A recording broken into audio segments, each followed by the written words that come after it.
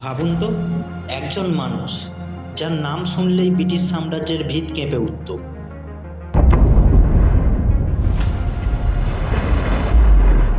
একজন মানুষ যাকে মৃত ঘোষণা করা হয়েছে, কিন্তু যার মৃত্যু নিয়ে আজও ইতিহাস নিশ্চিহ্ন। আজকের গল্প কোনো সিনেমার চেয়েও ভয়ঙ্কর, কারণ এটা বাস্তব। আজ আমরা কথা বলবো নেতাজি সুভাষচন্দ্র বোস সম্পর্কে, যার শেষ অধ্যায় আজও অন্ধকারে ঢাকা।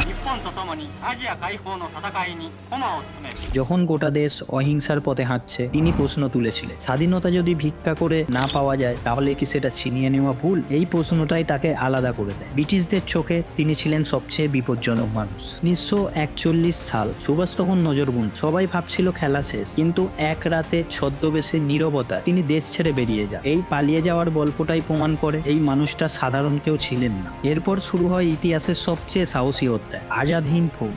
তোমরা আমাকে রক্ত দাও, আমি তোমাদের স্বাধীনতা দেব। हमने जो आजादी की लड़ाई छेड़ रखी है उसे तब तक जारी रखना होगा जब तक हमें मुकम्मल आजादी हासिल न हो। এই এক লাইনে হাজারো যুবক প্রস্তুত হয়ে গিয়েছিল মরতে। নেতাজি তখন শুধু নেতা নন, তিনি হয়ে উঠেছিলেন মানুষের আশা।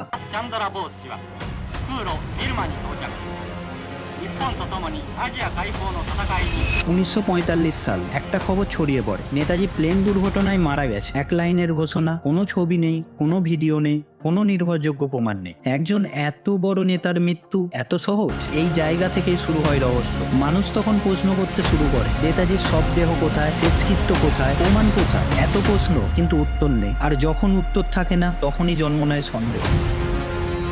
এরপর সামনে আসে এক অদ্ভুত নাম, গুমনামি বাবা। এক সন্ন্যাসী, নির্জনে থাকতেন, কারোর সঙ্গে কথা বলতেন না, কিন্তু তার কাছে ছিল নেতাজির ছবি, চিঠি, ফাইল। কাকতালীয় নাকি কিছু লুকানো সত্য? এই প্রশ্নটাই আজও মানুষকে বিভক্ত করে। কেউ কেউ বলেন, যদি নেতাজি বেঁচে থাকতেন, তাহলে আন্তর্জাতিক রাজনীতি কেঁপে যেত। রাশিয়া, জাপান, ব্রিটেন সবাই এই মানুষটাকে ভয় পেত। তাই কি সত্যটা লুকিয়ে রাখা হয়েছিল? আমরা জানি না, কিন্তু প্রশ্ন থেকেই যায়। এ রহস্য শুধু ইতিহাস নয়, এটা আবেগ, এটা সম্মান, এটা আত্মসম্মান। কারণ তিনি সেই মানুষ যিনি ক্ষমতার জন্য নয়, দেশের জন্য লড়েছিলেন। ৭৫ বছর পেরিয়ে গেছে, কিন্তু প্রশ্নটা আজও জীবিত। নেতাজি কি সত্যিই মারা গিয়েছিলেন, নাকি ইতিহাস আমাদের পুরো সত্যি বলেনি? হয়তো সত্য কোথাও নথির পাতায় ঘুমিয়ে আছে, বা হয়তো আমরা এখনো প্রস্তুত নই। একটা কথা মনে রাখবেন, নেতাজিকে হয়তো ইতিহাস হারিয়ে ফেলেছে, কিন্তু মানুষ মন থেকে তাকে মুছে ফেলতে পারেন। কারণ যে মানুষ ভয় পায় না, সে কখনো হারিয়ে যায় না। নেতাজি শুধু একজন মানুষ নন, এক প্রশ্ন যার উত্তর আজও বাকি। ভিডিওটি ভালো লাগলে দয়া করে শেয়ার করবেন। এরকম ভিডিও আরও দেখতে চাইলে আমাদেরকে সাবস্ক্রাইব করবেন, এবং আমাদের মনোবল বাড়াবার জন্য অবশ্যই লাইক করবেন। ধন্যবাদ।